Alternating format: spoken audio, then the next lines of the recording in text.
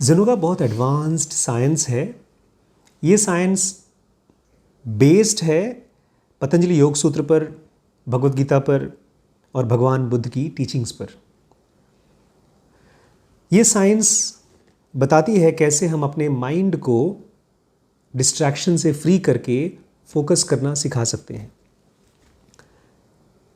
एक बार फोकस करना हमारा माइंड सीख लेता है, उसके बाद हम एडवांस्ड प्रैक्टिसेस के लिए तैयार हो जाते हैं। ये शब्द 8 स्टेप्स हैं इसमें। ये स्टेप्स पतंजलि योग सूत्र के हैं ओरिजिनली। इसी को भगवान कृष्ण ने गीता में भी कोट किया है। अभी डाउटफुल है कौन पहले था, कृष्ण पहले थे कि पतंजलि पहले थे। Anyways 8 steps.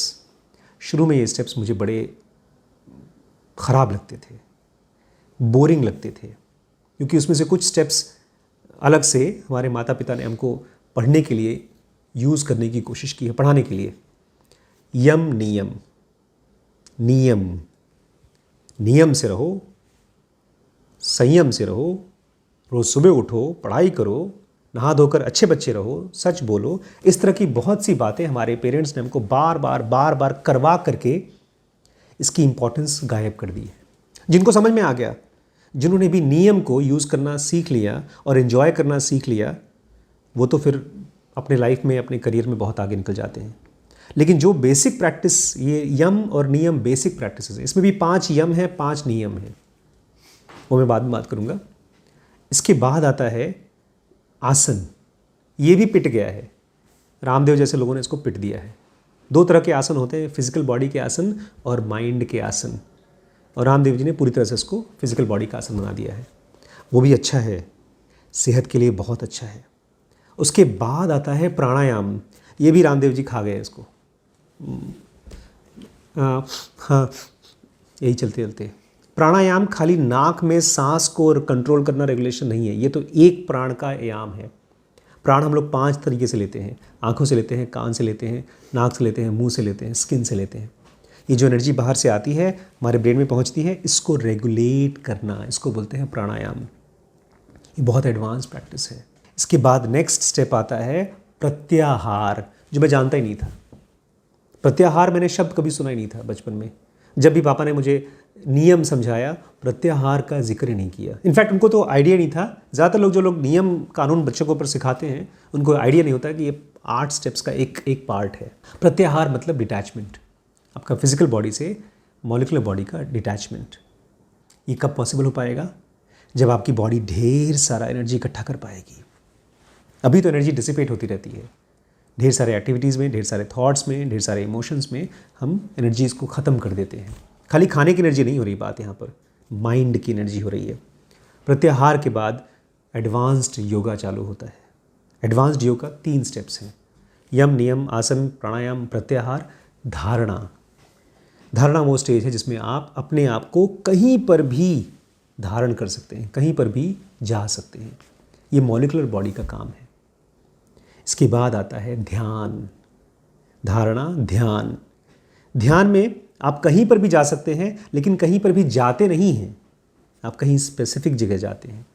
बॉडी में अलग अलग सेंटर्स हैं, एनर्जी सेंटर्स हैं, उस पे जाके उन सेंटर्स को आप एनर्जाइज करते हैं। ये भी सुपर एडवांस्ड प्रैक्टिसेस हैं। ये कौन कर पाता है? ये वो लोग कर पाते हैं जिनको आप पूछते हैं, भगवान की तरफ पूछते हैं। हनुमान, कृष्ण, राम, ये एडवांस्ड प्रैक्टिशनर्स हैं। और लास्ट स्टेप है समाधि। यम नियम आसन प्राणायाम प्रत्याहार धारणा ध्यान समाधि। समाधि के बारे में मुझसे पूछिए मत। ये वो स्टेज है जिसमें कि आप पूरी तरह से शिफ्ट होकर के अपने डिवाइन फ्रैगमेंट में बस चुके होते हैं, आइडेंटिफाई कर चुके होते हैं। अब शुरुआती यम नियम का स्टेप अगर कोई आदमी कॉमन मैन करना चाहे तो उसके लिए ज़रूर सिखाती है ड्रिफ्ट वॉचिंग या ड्रिफ्ट राइटिंग। इसको ऐसे मान के चलिए जैसे माइंड का प्रैक्टिस या माइंड का म्यूज़िक। जैसे कोई आदमी वायलिन बजा रहा है या तबला बजा रहा है, कितने टाइम में सीख लेगा एक आदमी अच्छा वायलिन या तबला वादक कितने दिन बन जाएगा? कुछ आइडिया? या कोई आदमी सिंगिंग सीख रहा है, बहुत पैशनेट सिंगर है, तो कितना टाइम लग जाएगा उसको एक अच्छा क्लासिकल सिंगर बनने में? नहीं पता। अच्छा, एक आदमी को डॉक्टर बनना है तो उसको कितना टाइम लग जाएगा डॉक्टर बनने में? बेसिक MBBS की पढ़ाई होती है 4.5 साल प्लस 1 साल इंटर्नशिप। उसके बाद जब वो निकलता है तब जाता है स्पेशलाइज पढ़ाई करने में। वो तब सर्जन बनता है या तो फिजिशियन बनता है। उसकी 3 साल की पढ़ाई होती है। अगर सारे क्लासेस में अच्छे से पढ़ाई किया और पास हो गए, और फिर 10 साल की पढ़ाई के बाद वो प्रैक्टिस करना शुरू करता है, और फिर 5 से 10 साल में वो एक डॉक्टर बन जाता है। 20 साल। एक मार्शल आर्ट्स के टीचर थे, उसके पास एक आदमी गया, बोलता मैं कराटे सीखूंगा। उन्होंने कहा वेरी गुड। बोलता कब तक भी सिखा देंगे? बोलते 20 साल में सीख जाओगे। तो उन्होंने कहा नहीं, मैं पहले से सीख चुका हूँ, मैं 5 साल से पहले से सीख रहा हूँ। बोलते अच्छा, तब तो तुम जल्दी सीख जाओगे 30 साल में। का मतलब? मैंने कहा जो तुम पहले सीख चुके हो उसको खाली करना पड़ेगा मुझे, तब नया चीज़ सिखा पाऊँगा। तुम भरे हुए हो। तो जो भी आदमी ध्यान धारणा की बातचीत करता है, स्पिरिचुअलिटी पढ़ता है, उसको पहले से इल्यूजन्स हैं कि हम तो बहुत सीखे पढ़ाए हैं। और ये सबसे बड़ी प्रॉब्लम हो जाती है नए तरीके से चीज़ों को सीख। जेनोगा सिखाती है सबसे बेसिक नियम या संयम ड्रिफ्ट वॉचिंग का। उसमें करना क्या होता है, अपने माइंड के थॉट्स को ड्रिफ्ट होने देना है। वो मूव कर रहे हैं, कोई सोच रहे हैं थॉट, उसका एक बहुत ही प्रॉपर करके दिखाया है सहर जी ने। पेन उठाइए, डायरी खोलिए, डेट लिखिए और एक थॉट लिखिए। मेरे मन में थॉट आया, आजकल कोविड में बहुत लोग मर रहे हैं। एक सेंटेंस आ गया, फिर खोल दीजिए अपने आप को। अब प्रेजेंट मोमेंट में आ जाइए, फिर से सेकंड सेंटेंस लिखिए, आज मैंने फला फिल्म देखी। मैं फला इसलिए बोल रहा हूँ बिकॉज मैंने कोई फिल्म याद नहीं आ रही। आपने कोई फिल्म देखी हो तो उसके बारे में लिख दीजिएगा। फिर प्रेजेंट मोमेंट में आ जाइए।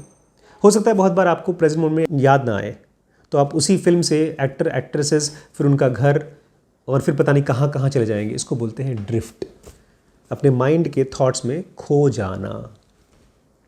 लेकिन जब आपको याद आ जाता है तो वापस आ जाइए। ड्रिफ्ट 2 तरह के होते हैं, एक कंट्रोल्ड ड्रिफ्ट जिसमें कि आप वापस आ जाते हैं, और दूसरा अनकंट्रोल्ड ड्रिफ्ट जिसमें आप वापस नहीं आ पाते, आपको याद ही नहीं रहता, खोए गए इसमें। पतंजलि कहते हैं जो आदमी बेसिक ड्रिफ्ट वॉचिंग कर पाता है वही ध्यान के लायक बनता है। जैसे कोई बेसिक सुर साधना शुरू करे तभी वो सिंगर बन सकता है।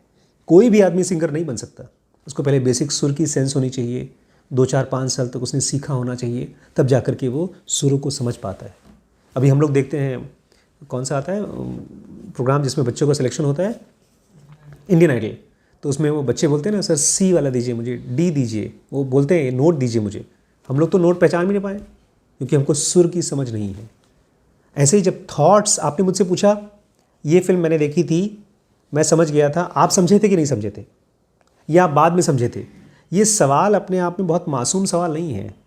ये सवाल आपके बारे में, आपकी पर्सनालिटी के बारे में, आपके इमोशंस के बारे में, आपके डर के बारे में, आपके कॉन्फिडेंस या ओवर कॉन्फिडेंस के बारे में बहुत सी चीज़ें बताता है। लेकिन ये तब आप समझ पाएंगे जब आप इन सेंटेंसेस को ऊपर से, नीचे से, आगे से, पीछे से देखेंगे। तो ये भाई साहब मुझसे कह रहे थे कि सर मैंने ड्रिफ्ट लिखने की कोशिश की, कर नहीं पा रहा हूँ। इसीलिए मैंने उनसे पूछा कि अगर डॉक्टर बनना हो, इंजीनियर बनना हो, लॉयर बनना हो तो कम से कम 5-6 साल की पढ़ाई लगेगी। तो ड्रिफ्ट वॉचिंग में इतना कम टाइम में कैसे आप एक्सपेक्ट करते हैं कि आपने 1-2 बार ड्रिफ्ट लिखा? अभी जब आप लिखना शुरू करेंगे लगेगा इसमें तो बहुत आसान है यार, खाली थॉट ही तो लिखना है।